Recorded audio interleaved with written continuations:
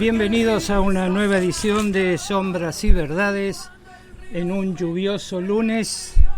Aquí estamos para acompañarlos hasta las 19 con algunos comentarios de actualidad. Habíamos charlado acá con los compañeros del equipo en crear una sección que se iba a llamar el diario del lunes, que lo tomábamos de ese dicho popular, ¿se acuerdan? Que venía más que nada del fútbol. Cuando los lunes empezábamos todos a decir, no, tenía que haber puesto a tal, tenía que haber puesto a cual. Y entonces la frase era, bueno, con el diario del lunes todos somos técnicos de fútbol, ¿no? Bueno, habíamos intentado hacer algo así, pero la realidad es tan intensa que ya el diario del lunes termina siendo no una sección, sino todo el programa. Porque realmente están pasando cosas que son extremadamente llamativas, diría yo, que realmente eran impensables en otro contexto. Yo no se me ocurrió nunca pensar que por ahí el presidente podría en un momento dado mentir de la manera que está mintiendo, o que podrían suceder cosas como las que están sucediendo, ¿no? Entonces vamos a comenzar con algunos temitas, por decirlo así, sueltos, que tienen que ver con esto. Primero esto del aumento, ¿no? Que todo el mundo habló del aumento del gabinete, el presidente y los ministros, secretarios, subsecretarios, directores. Y acá habría que distinguir dos cosas. Por un lado, el hecho en sí de que los funcionarios deben cobrar buenos sueldos porque tienen responsabilidades y tienen que tener dedicación full time al tema. Entonces, de alguna manera, siendo así objetivos, no está mal que un funcionario cobre un sueldo como podría cobrar un CEO de una empresa privada, porque si el Estado paga menos, entonces los buenos se van a la empresa privada. La idea es que el Estado tenga los mejores, y los mejores cuestan. Eso no estaría en principio así planteado para discutir. Ahora, cuando le pedís al pueblo que haga ajuste, cuando le decís a los jubilados que le sacás el 35% de lo que iban a cobrar por inflación, le decís a los maestros que no van a cobrar más el Fondo Nacional de Incentivo Docente, que les implica no solo que no hay aumento, sino que hay pérdida. Entonces ahí ya la primera cuestión es, éticamente habría que esperar un poquito. Si les pedís a todos que aguanten ustedes también y no se aumenten. Punto uno. Pero el problema no termina ahí. El problema termina en que el presidente dice que no se dio cuenta del aumento. Que no se dio cuenta que había firmado un decreto que le daba aumento a su gabinete y se aumentaba él el sueldo. Y vos te podés no dar cuenta si por ahí en tu home banking entraron 20.000, 30.000, 50.000 pesos más, que por ahí decir por ahí algo que estaba atrasado, con los sueldos que cobramos la clase media en Argentina. Hoy no le está hoy no la estaría, pero lucas, por eso, pero pongamos el caso. Ahora, si el sueldo te aumenta casi un 50%, es como que no te diste cuenta. No podés no darte cuenta. Y aquí viene entonces la primera reflexión que para mí es seria. Hay tres opciones ante esto. Primera opción, el presidente no sabe lo que firma. Porque firmó algo y no se dio cuenta de lo que había firmado. Opción 1. Opción 2, el presidente no firma, sino que hay alguien que firma por él. Opción 3, el presidente está mintiendo. Cualquiera de las tres opciones es grave. Es grave. O sea, si está mintiendo es gravísimo, si no sabe lo que firma es gravísimo, y si alguien firma por él es gravísimo. Hay firma digital, y esto administrativamente es serio porque ya, a ver, la firma digital, para que todos lo entiendan, tiene una particularidad, no es que firma como firmábamos nosotros en un papel, es una suerte de código que tiene solamente el presidente. Me explico, es él, no se puede hacer un peritaje grafológico porque no se firma en un papel. Es un escáner, ¿no? Sí, claro, es una cuestión digital, diríamos. para ser más Sí, específicos, se llama Sistema de Gestión Documental Electrónico, que justamente, no sé si recuerdan el debate que Massa le planteó en un momento: vas a gobernar el Estado sin saber qué es el GEDE. Básicamente es eso. Ahora, en los altos extractos, los que serían directores, subsecretarios, secretarios dentro del Estado, es muy común que a alguien le llegue la firma. Por ende, me encanto más por la tercera opción que diste, Néstor, que es una cuestión que en realidad él desconocía la firma, desconocía el decreto, pero más grave aún es cuando sale a contestarle también a la vicepresidenta de la Nación, a la presidenta, a la expresidenta de la Nación, con respecto a jubilaciones de privilegio, olvidándose de quizá otros funcionarios que hoy también están cobrando ese tipo de jubilación, no haciendo cuestión en el meollo del asunto. Encima no tenía nada que ver con lo que estaban se estaba planteando, tal cual. Entonces, imaginémonos el desorden y la irresponsabilidad institucional que está manejando el presidente hoy, que no sabe o no tiene en cuenta lo que firma. Claro. O que quizá, esto fue una denuncia de un colega suyo, Néstor Berkovich, sí, que planteó justamente la denuncia en los medios. La pregunta sería, ¿qué hubiera sucedido si ningún periodista lo hubiera denunciado este decreto? Claro, Berkovich, después Tolosa Paz, que toma el tema, y Cristina, que le da musculatura política a la cuestión. Tal cual. La intervención de la expresidenta le dio una musculatura política a esto que podría haber pasado, si no como un tema administrativo más. Pero ahí, me parece a mí, y el que hablaba era el doctor Marcelo Miguel, hay que llamarlo doctor, aunque no haya todavía matriculado en el Colegio de Abogados, y también está Matías Miguel con nosotros, así que los incorpora a los dos al equipo. Muchas gracias.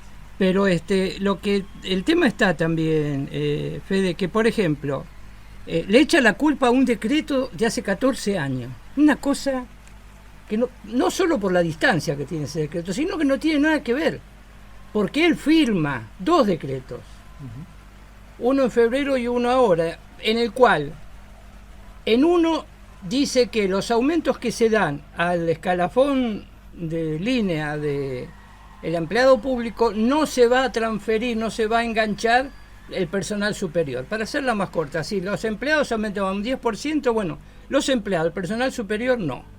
Y en el segundo decreto dice que sí, que se van a enganchar no solo los empleados, sino el personal superior. Que en realidad el decreto del año 2010 planteaba lo que decía el segundo decreto. El problema acá es que no es que sucede el enganche por el decreto del 2010, sino que sucede por el mismo decreto que firmó este mes Milei. A eso voy. Tema, claro. El esquema estaba, pero él tiene que autorizarlo cada vez, diríamos. Esto lo autorizó el presidente.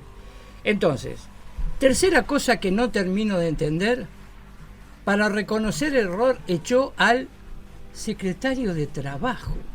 Un secretario de Trabajo que recién ahora conocemos quién es, claro, porque si es por las homologaciones de los convenios colectivos de trabajo, no los están haciendo. No, los está pisando, eso es evidente, pero digo, el secretario de Trabajo, al que tenés que echar es al secretario legal y técnico de la presidencia, que es el que es responsable de lo que el presidente... Lo que pasa es que es hombre de pose. Claro. Y ahí tiene que ver con la balanza y la compulsión política que le acarreaba echar a un hombre de pose. Puntualmente ahora no recuerdo el nombre, pero claro, tenían que pagar otro costo político. Pero que esto voy, pero decir, encima lo echó al aire en un programa de televisión. Creo que el tipo se enteró en ese momento que lo habían echado. Una desprolijidad, una falta de respeto, una falta de manejo administrativo más que interesante. Y en esta línea, diríamos, de reflexión, el segundo tema que me interesaba comentar es lo que pasó el Día de la Mujer, ¿no? El 8 de marzo y la secretaria general de la presidencia el 8 de marzo decidió cambiarle el nombre a el Salón de la Mujer en Casa de Gobierno. Ese día. O sea, como festejo al Día de la Mujer, la secretaria general de la presidencia, que no es otra que la hermana del presidente, decidió que ese salón no se iba a llamar más Salón de la Mujer, se iba a llamar Salón de los Próceres.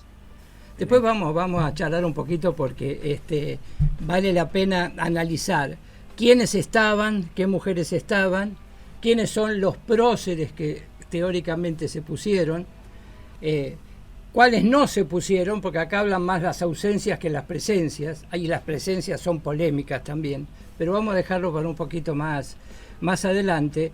Ahora la pregunta es, ¿qué es una provocación? ¿Es echar más leña al fuego? alguno me llegó a decir y no me dejó pensando, che, ¿será que esta gente quiere no terminar? No, yo ¿Quieren que lo rajen antes, que están desesperados por irse? Particularmente creo que es un corrimiento de la agenda, de las cuestiones que se van a discutir. En esto creo que tienen una estrategia el gobierno, que es justamente bifurcar una oposición que todavía me parece que está encontrando su rol.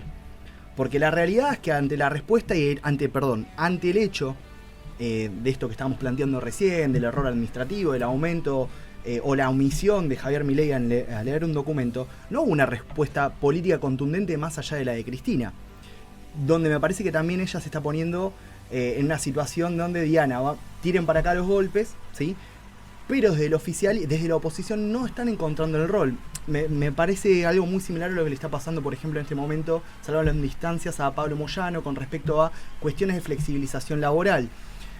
Entonces, no quiero hacerla más laxo el tema, pero básicamente es eso. Me parece que nosotros también, o la oposición, tiene que encontrar su rol en todo esto y ante estas situaciones.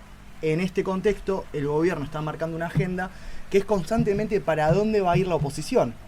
Me parece un tema fundamental que lo charlemos, pero también hay que entender que ellos entraron con un discurso antiprogresista, más homogéneo, ¿no? Y están usando estos mismos hechos para justamente correrlos. La pregunta que yo me hago es, ¿era tan mala la agenda progresista que llevaba el gobierno anterior y que no es mala la agenda antiprogresista que está llevando este gobierno? Esa es la pregunta que también tendríamos que hacernos.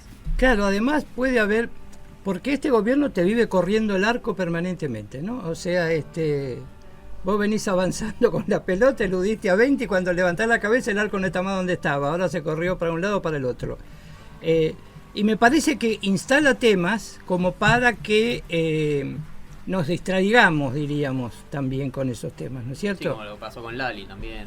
Exacto, exacto. Y ahora se la agarró con este muchacho, el actor que escribió en su mano. La Mote, que escribió. Claro, pero fíjate vos que este muchacho, por eso que el presidente está tuiteando a las 4 de la mañana, a las 3 de la mañana. A mí me está preocupando la salud mental del presidente y no es una chicana ni una falta de respeto, porque alguien que usa muchas redes sociales. Claro, pero que tiene la responsabilidad de gobernar, lo que significa la tensión de ser el presidente de la nación, con todos los despelotes que hay en este país, tiene que descansar. Y no es una expresión de deseo, tiene la obligación de descansar, de estar lúcido. Y si a las 4 de la mañana está encima amenazando, tuiteando, que le va a sacar la jubilación de privilegio, una cosa que no tiene ni pie ni cabeza, es preocupante. Lo de la Mote, por ejemplo, que encima es una fake news, porque en realidad la foto que se saca está trucada, y él muestra cómo eso era por una campaña de identidad. Entonces habían puesto la foto y habían escrito su nombre en la mano, y hablando de la identidad, una campaña de las abuelas de Plaza de Mayo, en esa línea. Y la trucan y le ponen basta Milei. Y se la agarra con la Mote. No, pero peor, ni siquiera ya es la cuestión de que se come una fake news. No tengo ningún tipo de duda que a esta altura le están armando el diario de Milei, como aquel diario de Irigoyen. Sí, el algoritmo de Irigoyen le están armando un algoritmo para que él piense que la población lo sigue sosteniendo. Pero más allá de esto, hoy una nota de color compartió también en Twitter un examen que tomaban en Oxford, ¿sí?, con respecto a política internacional, en la cual él dice, lo mencionan. Lo que él no tiene en cuenta es que en la mención plantean el descontento de la población civil y de los trabajadores con su gobierno. Y en el mismo texto plantean que en este país hubo 30.000 detenidos desaparecidos. Él sube ese tuit. Significa que ni siquiera hace un análisis de lo que él plantea. Él decía, miren, están hablando de Javier Milei en Oxford. No hizo ni siquiera la lectura en inglés de qué es lo que estaba planteando el documento que subió. Pueden chequearlo, pueden entrar en las redes del presidente y fijarse, buscar Javier Milei. Fue aproximadamente las 11 del mediodía del día de hoy. Vamos de vuelta a Néstor, preocupante, eran las 2 de la mañana, estaba tuiteando, peleándose con la expresidenta. A las 11 de la mañana sigue tuiteando. ¿Cuándo está trabajando este hombre? Claro, pero además, insisto, que lo que más me preocupa, cuando está descansando, no es una cosa menor para mí. Me explico, la salud mental de un mandatario que puede declarar una guerra, que puede hacer un montón de barbaridades, tiene que ser preocupación, tiene que ser cuestión de Estado, la salud mental del presidente. porque si no, vamos a empezar a entornarlo al presidente. Ya lo veo que va poco a las reuniones donde hay mucha gente, no fue a los gobernadores, no los fue ni a saludar, da pequeñas entrevistas con periodistas amigos. Me explico, no hay nadie fuera de su núcleo íntimo que lo haya podido ver en un mano a mano, personalmente, a ver en qué estado está. Y esto que parece una cuestión menor, para mí es una cuestión a tener en cuenta, porque si no va a suceder que no va a gobernar quien gobierna y vamos a terminar como el Cid Campeador muerto arriba del caballo para que la tropa lo siga, ¿no? Es decir, una imagen medio simbólica de lo que significa a veces la anulación de alguien y mantenerlo para que la gente crea que sigue gobernando el presidente. Dentro de esto también, dentro del aumento y de esto, ya empezamos con las primeras fisuras. La incapacidad para conocer el manejo del Estado ya está recontra aprobada, diríamos, ¿no? Se agrega ahora que le dio la orden para que los diputados no se aumenten el sueldo, diputados y senadores. Primero, el Ejecutivo no le puede dar una orden al Legislativo. Son dos poderes distintos del Estado. Punto 1. Punto 2, Martín Menem, que es el apellido le queda muy grande porque ni siquiera tiene la habilidad política que tenían su familia. Tal cual. Dice que va a cumplir, pero Villarroel no. Lo que pasa que ahí tenemos también otro costo político que tendría que llevar la vicepresidenta o la presidenta de la Cámara de Senados. Claro, a ver, ella permitió y lo aceptó el tratamiento de la ley de la modificación del aumento. Entonces, al tener que retrotraer, tiene que aceptar ella misma un error. Entendemos, como vos dijiste muy bien, que hay fisuras ya dentro del cuerpo del oficialismo. No son nuevas, no es una novedad. Lo que sí es una novedad es que ellas estén en frente abierto. Que Villarroel, siendo subsumida o siendo vicepresidenta de un gobierno, no acate una orden del presidente es un tema. Después, el control que quiere ejercer el Poder Ejecutivo sobre las cámaras, eso es otro tema. No entienden la división de poderes. Claro, que puede haber control. Que hubo siempre y lo va a seguir habiendo una suerte de dependencia política, sí, en el sentido de que el presidente le dice a sus diputados, a los diputados de su partido, ciertas cosas, hasta da directivas, si además es presidente del partido que lo llevó al poder, pero eso es una cuestión política. Lo que pasa es que estamos cerca de quizá una bifurcación del presidente, y esto sería algo histórico, que el presidente incluso abandone la línea de su propio partido, a fines de poder justamente legitimar una alianza con el PRO, porque siempre en estas cuestiones, vamos a ser claros, hay tres partes hoy. Originalmente somos un país bipartidista, que siempre era la competencia del peronismo contra el antiperonismo, eso está claro. Ahora, tenemos una cuestión no menor, porque recién hablaba del rol que tiene que tener la oposición, de una oposición que no es tal, de una oposición que está encabezada por Mauricio Macri, que está más afines de las realidades y cuestiones concretas que quiere llevar a cabo este gobierno como realidad efectiva, y Milei está abandonando a sus propios diputados en ese sentido. Los está utilizando en términos algunos numéricos. Ni los conoce. No los conoce. Ni los conoce, no les vio nunca la cara, porque Milei armó una estructura de emergencia, por llamarlo de algún modo, donde la prueba más clara de lo que sucedió es que la gente lo votó a él. Tal cual. Se reflejan en las no tiene un solo gobernador, no tiene territorialidad, no tiene nada. Claro. Entonces, de algún modo, esto hace que su propia tropa, por decirlo así, esté empezando a patalear, inclusive, una cuestión muy pueril y hasta que nadie la va a reconocer, pero en su momento cuando empezaron con el tema económico, el toma y daca para que se apruebe, los diputados de Milei dijeron, che, nosotros pagamos para tener esta diputación, ¿cuándo vamos a poder morder algo para que me devuelvan esa plata? Tal cual. No, y aparte que tienen que pagar los mismos gobernadores, los mismos senadores, representantes de esas provincias, los mismos diputados, representantes del pueblo de cada una de las provincias que lo votó, también después tienen que enfrentar los ajustes en sus provincias, porque la cuestión, este paseo que están haciendo por la Cámara de Diputados, les va a durar 4 años, 6 años en el caso de los senadores, y después cada uno va a tener que volver a su provincia. Este gobierno está fracasado, está claro, lo ves en la calle, lo sentís, lo percibís cuando no se genera trabajo, cuando pasan cuestiones como Asindar. Porque, perdón, vamos a un tema elemental. ¿Qué vamos a decir a los muchachos de Asindar que se quedaron 500, 600 sin laburo?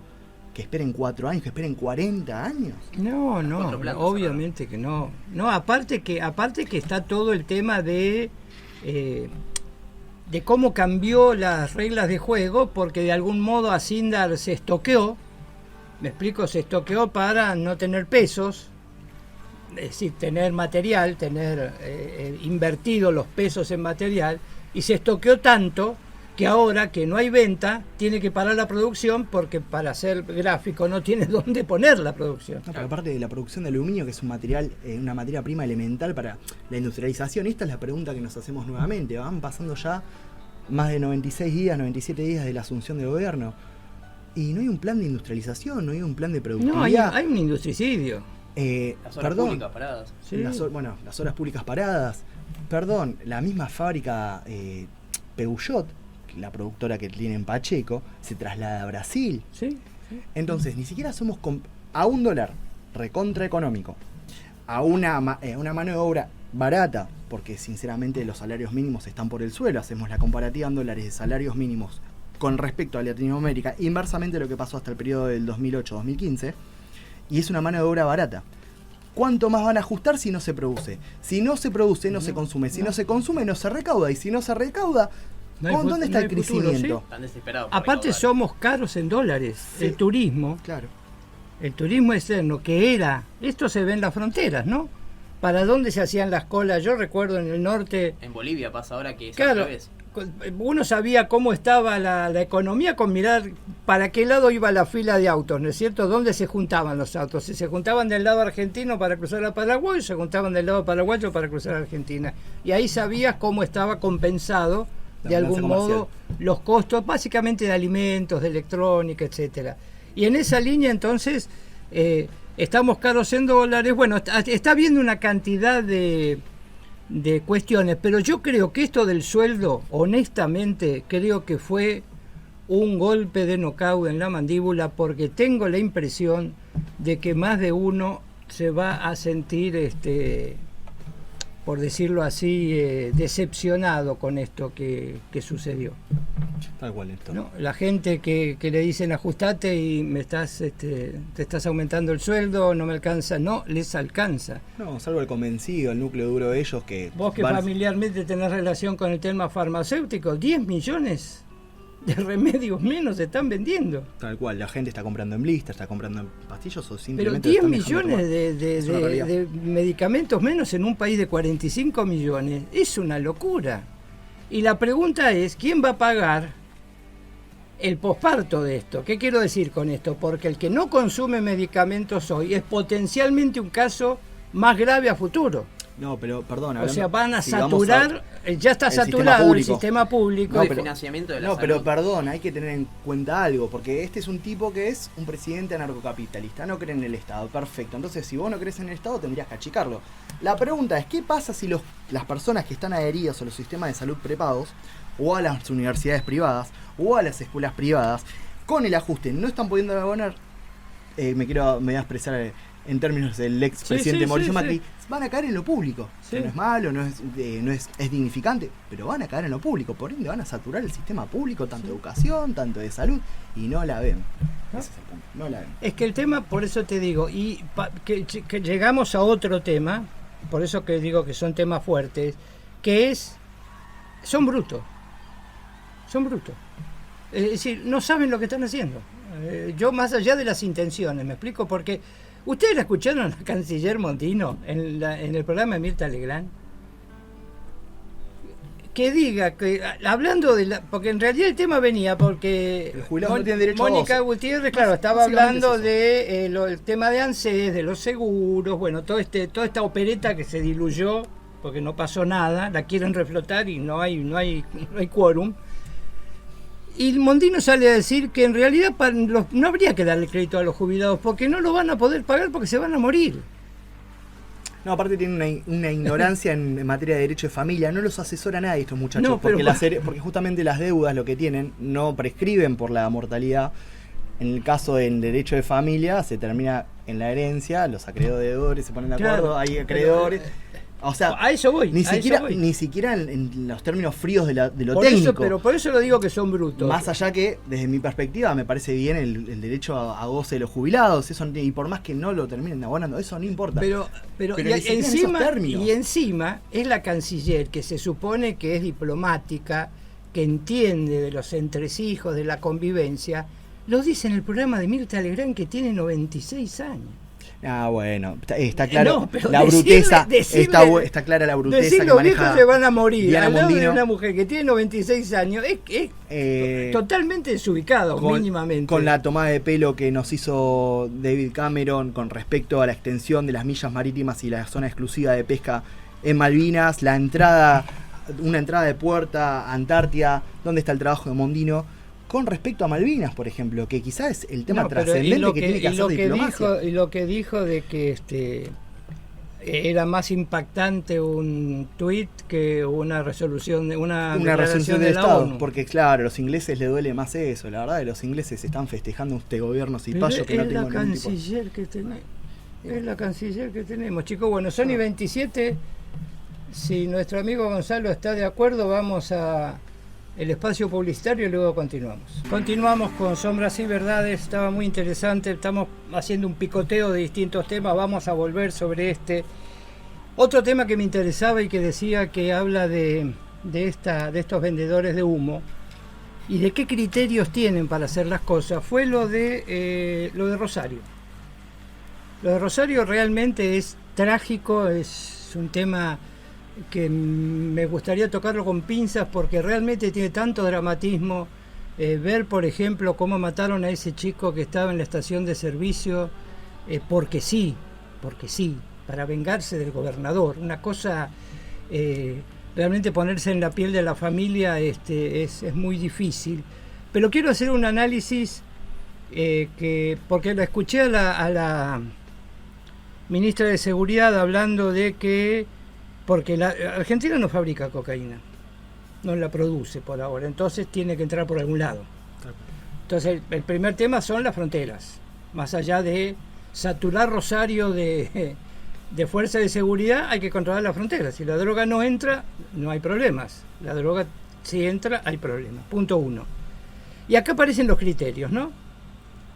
La gendarmería, que debería estar en la frontera, porque es su función casi natural y específica, controlar la frontera, se sacó de la frontera y se sacó de Rosario para venir a reprimir las marchas populares acá a Buenos Aires y a algunos otros puntos del país.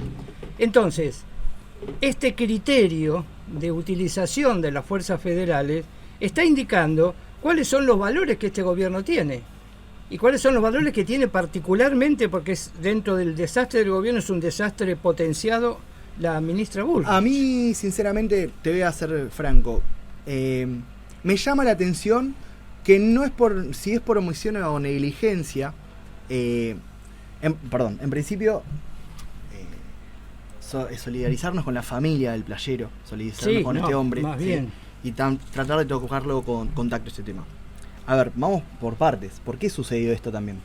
Vamos a aclarar a los vecinos, a los oyentes, sí. que la situación comienza cuando hacen un video institucional desde el Ministerio de Seguridad de la Nación y Ministerio de la Seguridad de la provincia de Santa Fe, coaccionando a detenidos, muy parecido a lo Bukele, muy similar en términos de publicidad, pero que no son efectivos en las penitenciarias, ¿sí? Sometiéndole a los reos a requisas innecesarias, dando un pie de guerra de una situación que no es tal. Entonces ellos hicieron un panorama, mostraron un escenario en el cual se demostró que no tenían ningún tipo de respuesta más que hacer algún comunicado diciendo que iban a mandar las fuerzas, y otra vez cometiendo un error, porque como bien dijiste vos, planteando que la gendarmería, por su formación, por su estructura, porque en las escuelas como la Martín Miguel de Güemes se enseña la custodia de lo que tiene que pasar e ingresar o egresar desde las fronteras, la policía aeroportuaria tiene que estar en los aeropuertos, bueno, perfecto. ¿Qué planteó el gobierno? Vamos a mandar a las 4 fuerzas federales, donde también se incluye la policía aeroportuaria, ¿sí? Entonces desde ya tenemos una ignorancia, un desconocimiento de cómo funcionan las fuerzas federales. Claro, pero aparte cada prefecto que estaba en Plaza de Mayo no estaba custodiando el río. Las aguas. Cada gendarme que estaba en Plaza de Mayo no estaba custodiando. Aparte el eslogan de gendarmería, Centinela de la Patria. Tal cual. ¿Cuál es el cuidado si estás en el interior del país, dentro del territorio? Ese es la primera arista que me gustaría remarcar con respecto a la falta de preparación tanto de la ministra de Seguridad, que reitero, me llama la atención, tenía en cuenta que tenían los mejores equipos técnicos en materia de seguridad del país, junto con quizá el Javier Alonso, entre otros, bien, que tienen buenos equipos técnicos, incluso con Sabrina Freirich. Ahora, hay un desconocimiento completo de la realidad de Rosario. En principio, acá estamos planteando, volvemos a mandar las fuerzas federales, cuando ingresó este gobierno, estaban apostadas en Santa Fe.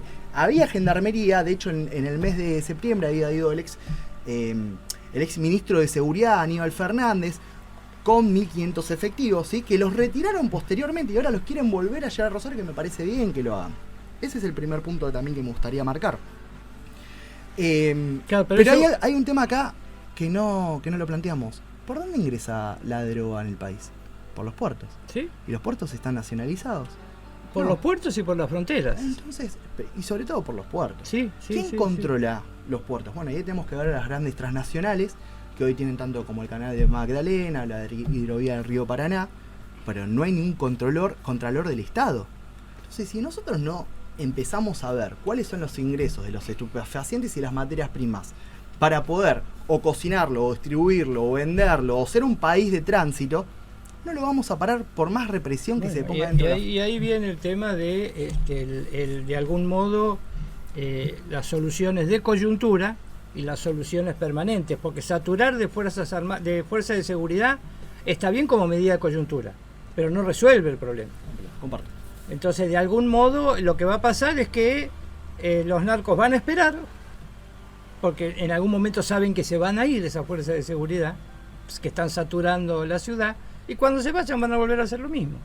Sobre todo, que la ausencia del Estado, este Estado ausente que plantea el anarcocapitalismo, va a hacer que, es decir, la estructura económica va a ser copada por el narco. Es decir, yo no le escuché a la ministra decir, por ejemplo, vamos a traer un plan de empleo para que los chicos, los jóvenes puedan trabajar. No tienen un plan de industrialización. Por eso digo, y no que lo único que consigan sean ser soldaditos de los narcotraficantes. No se habla de quitar presión tributaria, ni siquiera ya están discutiendo esos puntos, ni siquiera la flexibilización laboral en ciertos términos, ya no discuten ni siquiera. No, por eso, entonces, pero digo, yo hablo ahora específicamente de Rosario en este sentido, Fede. No pusieron eso. El Estado ausente hace que si los comedores no tienen, el narco va a terminar llevando comida a los comedores, va a terminar pagando la luz de los clubes de fútbol. Lo que pasó en Colombia con Pablo Escobar. Pero a Pablo Escobar todavía la gente humilde le sigue llevando flores. Claro. Quiero decir con esto que y a eso agregarle la dolarización, y el futuro es de terror. El futuro es Ecuador. De terror. Ecuador no vuelve. De terror. No vuelve. Entonces, de algún modo, y hacen lo de Bukele para cerrar este tema, y publican una foto desafiante, provocativa, cuando no tenían asegurada la calle. Tal cual. Si vos no tenés patrullero, no tenés asegurada la calle, no le podés mojar la oreja con fotos de ese nivel como para que todo estalle en 1000 pedazos. A mí me preocupan también los términos, ¿no? La dialéctica que llevan. Están planteando una situación de narcoterrorismo. Estoy con el anarco. Narcoterrorismo están hablando. Sí. Vamos a ser claros, la definición de terrorismo es una organización, una asociación criminal donde pertenecen más de 3 personas con el objeto de, a fines de tener beneficios patrimoniales, hacer o sociales, o económicos o religiosos, hacer un daño a una nación.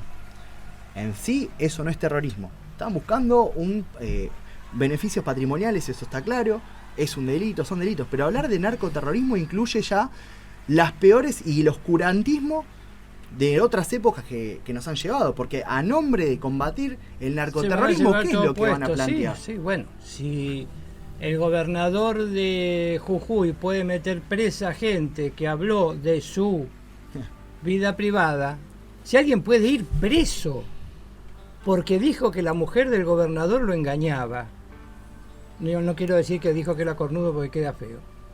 Entonces, si en ese nivel nos estamos manejando, que ese tipo va preso, ¿estuvo bien? No, estuvo pésimo. Lo peor es que... No debería haberlo dicho, pero está preso por ese tema y encima mal, torturado, poco menos. Yo estoy en una situación, Néstor, de que a esta altura el gobierno me estoy poniendo en sus términos con respecto a la discusión.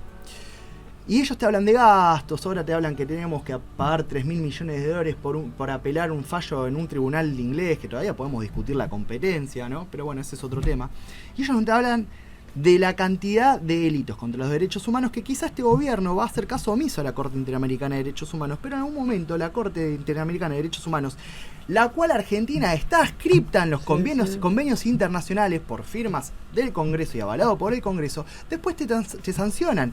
Y no son sanciones económicas, ¿eh? Estamos hablando en el caso, por ejemplo, de Gerardo de Morales, que le puede caer a la justicia de Jujuy, o al Estado de Jujuy, $1,5 millones por una denuncia.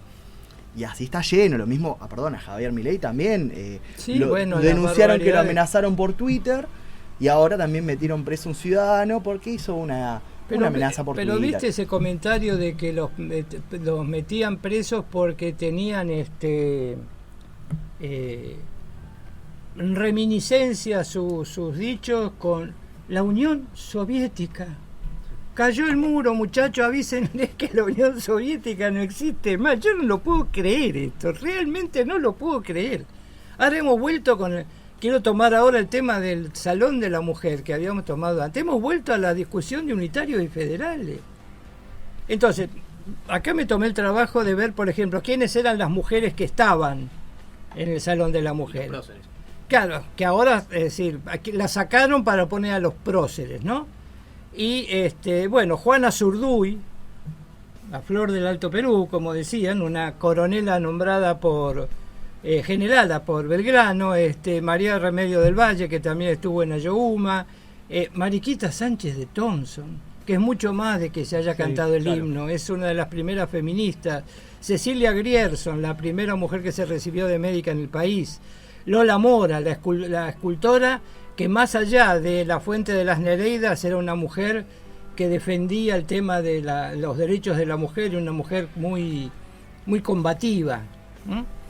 Alicia Moró de Justo, una mujer que ya quedaba ya era una momia, pobre mujer, y había sido la mujer de Juan B. Justo, y una defensora del socialismo y del rol de la mujer en la política. Eva Perón, Florentina Gómez Miranda por los radicales, Alfonsina Storni, Victoria Ocampo, Marianela Walsh, Tita Merelo, Blackie era una conductora de televisión, su nombre era Paloma Efron, pero su seudónimo era Blackie, fue famosa en la cultura argentina. Aimé Painé, que era una cantante mapuche, y dos, Diana Zacayán y Claudia Baudruco, que eran luchadoras por la identidad de género, pero que eran mujeres trans, ¿no? Y acá hay algo que vale la pena. Eugenia Rolón, una de estas, no sé cómo lo llaman, los que le hacen Twitter al presidente. Community manager. Bueno, sí, pero esta lo hace, me explico, le da con... Le maneja las redes, sí. Sí, no, más que manejar las redes, se engancha para troll, creo que le dicen, ¿no? Esos grupos de gente que... Sí, igualmente, o influencer puede ser, sí. Bueno, y dice, gracias Karina Milei, el Salón de las Mujeres en Casa Rosada, que de mujeres tenía poco porque la mayoría de los cuadros eran de la comunidad trans, pasará a ser llamado el Salón de los Próceres y los cuadros ahora serán de grandes como San Martín y Roca. Excelente. Bueno, ¿ves que digo que son brutos? De las 18, 2 trans, no la mayoría. Lo que pasa es que esta buena señora no tiene la menor idea. No, se busca de quiénes son. No, pero aparte no hay un análisis detrás de todo No, eso. pero aparte se busca transgiversar justamente para un público que ellos ya tienen cautivo, ¿sí? Y vamos de vuelta a los algoritmos de Milei. Básicamente para eso, no lo estoy justificando para nada, pero no es por una cuestión de ignorancia, es por una cuestión de acción propia para seguir buscando una relevancia dentro del mismo gabinete. Claro, pero dentro de eso, fíjate la gente que pusieron y el comentario de la secretaria general de la presidencia, que fue la que gestionó esto. Karina Milei.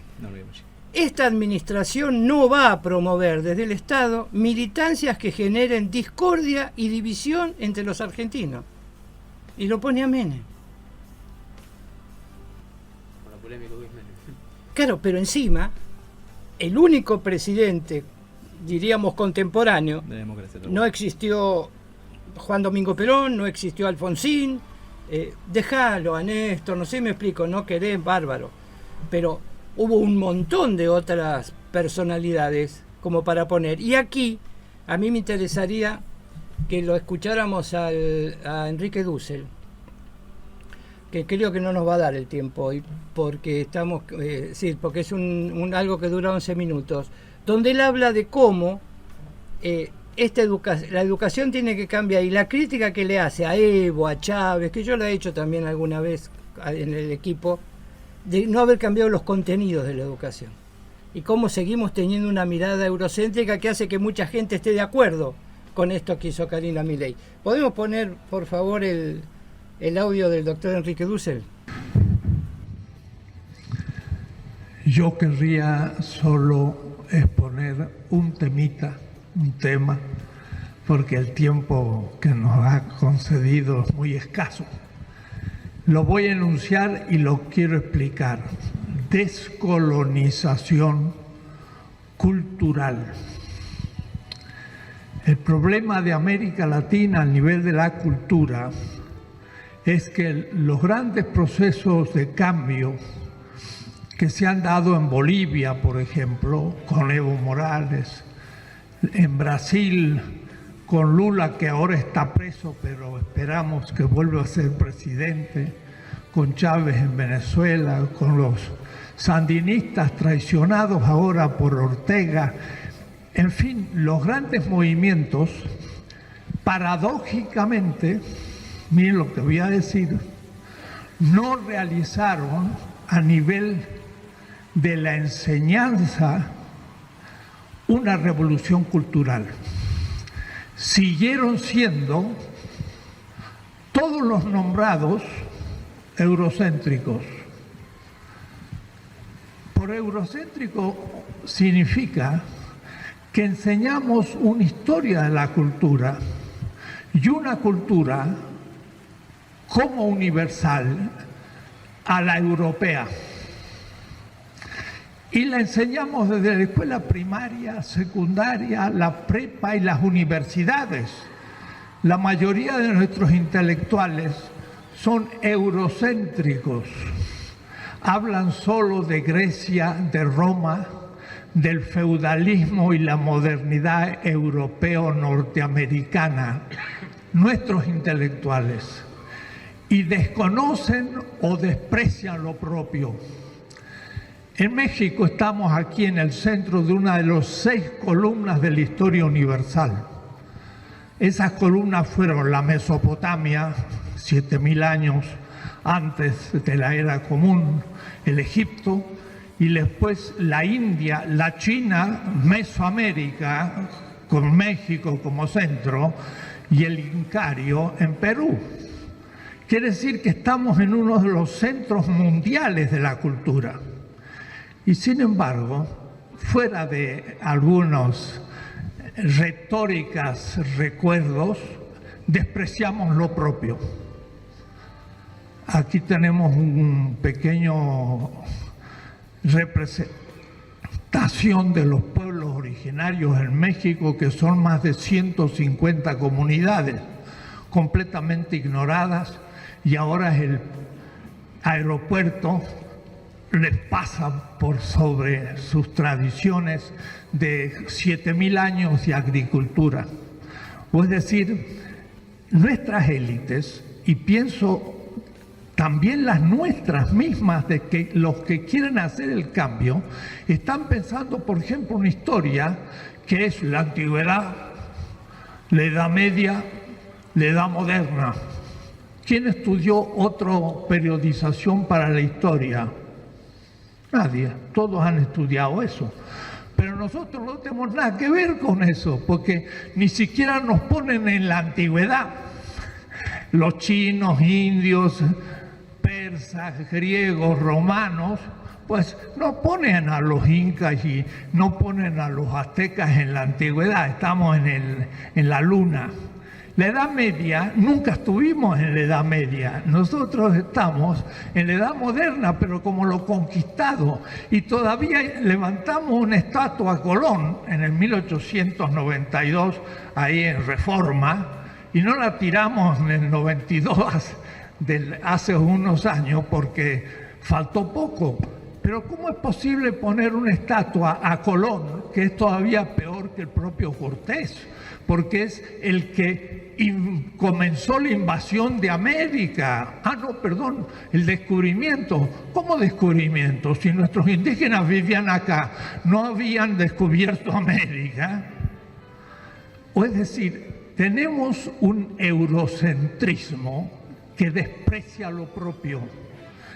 Y todos nuestros currículos de la escuela primaria, secundaria, universitaria, son eurocéntricos. Mire, yo vengo de la Facultad de Filosofía y el logotipo de la facultad, un logotipo, es una guerrera griega, una hoplita. Hoplita era un soldado griego. ¿Qué tendrá que ver Grecia? ¿No tendría que estar ahí uno de nuestros tlamaltinimes, los grandes sabios de nuestra cultura? Pero a nadie se le ocurría.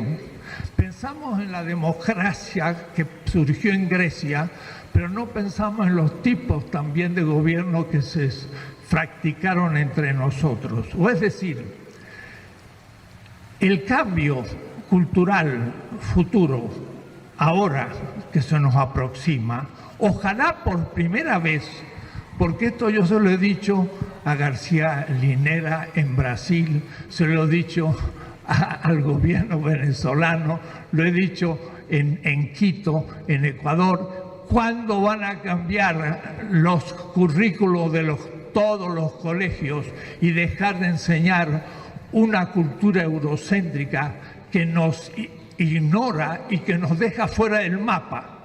Porque cuando hemos explicado toda la historia y llegamos al descubrimiento de América, lo que es un insulto, porque ¿cómo podemos hablar de descubrimiento de América si aquí había americanos antes del descubrimiento? Pero si lo descubrió Europa, quiere decir que se descubrió. Y si había indígenas, significa que no se habían descubierto todavía. Cosas tan absurdas como eso, como que el 12 de octubre es una fiesta. ¿Fiesta de qué? De la raza. ¿De cuál raza? De los españoles, pero no de los nuestros. ¿Y entonces qué festejamos? Es, perdónenme, escupir para arriba y después me cae en la cabeza. La descolonización... Bueno, el doctor Dussel da para mucho, pero a mí me interesaba esto. ¿Por qué? Esto de que él le critica a gobiernos que teóricamente son, y reconocido obviamente, como progresismos. El hecho de que Evo Morales haya sido un indígena que haya llegado al gobierno es una revolución, me explico, cultural importantísima. Lo que hizo Chávez, no obstante... No modificaron los planes. Claro, Dussel le critica eso, claro, ¿no es cierto? ¿Y por qué decía esto? Porque fíjese cuáles son los cuadros que colocaron en lugar de las mujeres que sacaron, que yo les había hablado antes.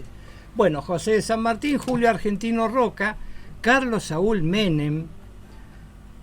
Hay una especie de reivindicación de la gestión de Menem. Sí, aparte... Desconociendo los niveles de pobreza, los niveles de abandono escolar. Se sacó la foto Karina Milei con Adorni frente al cuadro de Menem. Bueno, ahora está saliendo con uno de los sobrinos, qué sé yo. Güemes, Mariano Moreno, Alberdi, la tumba del soldado desconocido de Malvinas, Carlos Pellegrini, Domingo Faustino Sarmiento, Manuel Belgrano, Justo José de Urquiza, Esteban Echeverría, el sargento Cabral, Bartolomé Mitre, Bernardino Rivadavia, Hipólito Bullard, Victorino de la Plaza, vicepresidente y presidente masón, Facundo Quiroga, Nicolás Avellaneda, Guillermo Brown, Francisco Moreno, el perito famoso Francisco Pascasio, porque la P no es perito, es Pascasio. Toda la gente te dice Francisco Perito Moreno porque ya le quedó el perito como nombre, y Cornelio Saavedra. Bueno, más allá de que Rivadavia me parece que sobra, ¿quiénes faltan?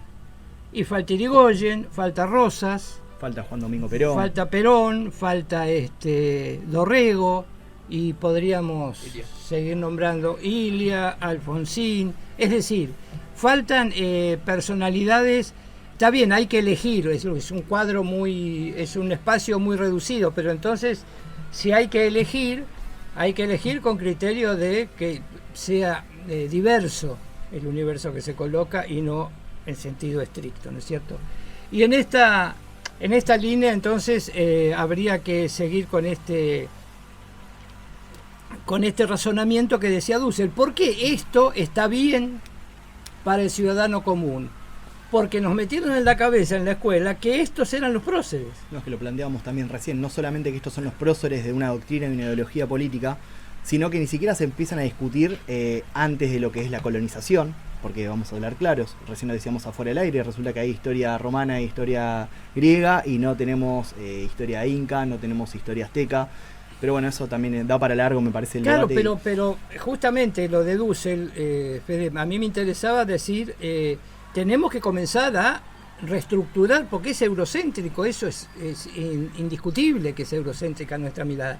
A tal punto, y Dussel lo dice, que él dice, ¿saben qué va a ser lo difícil? ¿Quién va a enseñar esto? Porque todos nuestros doctores, todos nuestros historiadores son eurocentristas. Tal cual. Fueron educados en ese concepto eurocéntrico.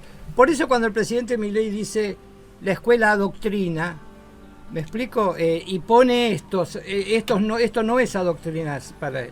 Adoctrinar es hablar de Rosas, no hablar de Urquiza.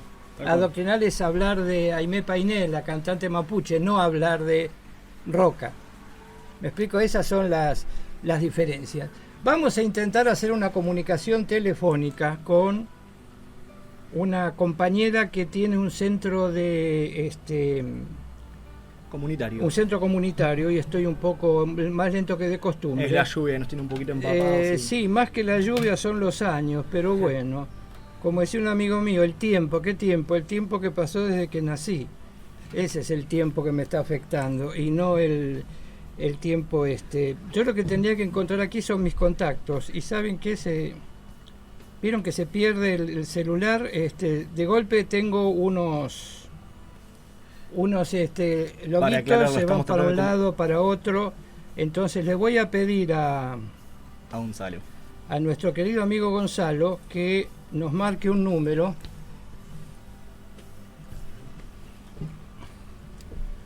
Perdonen los silencios radiales. Esto es un programa en vivo, entonces los programas en vivo, nosotros vivos no somos hace rato. No, en esta línea, más allá de esta cosa de los lunes, como decíamos en broma al comienzo, me parece muy importante esto que dice el doctor Dussel, y me parece muy importante también la formación docente, porque como él dice, de alguna manera va a ser difícil porque no vamos a encontrar gente que esté preparada para contar esta historia.